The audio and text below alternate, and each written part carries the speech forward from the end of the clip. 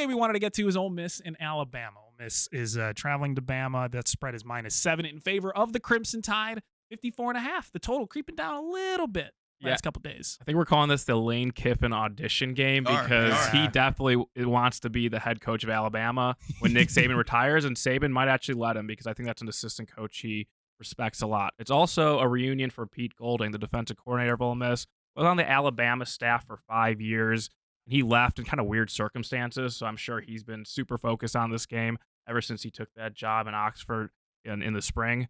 So, yeah, very interesting game. I'm just going to say a lot has changed in 2 weeks because 2 weeks ago on the show, we were talking about Alabama laying 7 against Texas, and now they're laying 7 against Ole Miss, and Texas is a much better team than Ole Miss. So, if I had to pick the game, I would be laying it with Alabama, pardon me. Ooh. Jalen Milroe, back as starting quarterback. I know I didn't really talk well about him 2 weeks ago, but I think he's much better than the other options, as we saw in the Alabama game against USF. So, Alabama or pass for me. I think Jalen Milroe can do a good enough job against this Ole Miss team that I don't really fully believe in. Just a game manager's way where they only have to cover a pretty reasonable number at home and what's going to be a raucous crowd at Bryant-Denny Stadium.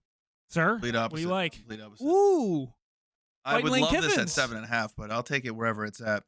I will take Ole Miss Rebels because I don't trust Jalen Milroe. That dude looks like crap. This might be arguably Nick Saban's worst team ever. I cannot trust them to win by 7. I don't care. Ole Miss looks fantastic against bad teams. They're top 4 in every statistic that I've seen. They know how to put points up and stay in games. And like we said, audition. You want to embarrass somebody? Embarrass somebody. Come on, Lane. You can tweet. You can beat Bama. So you're saying is Alabama a bad team? If you said Ole Miss does well against bad teams, Maybe.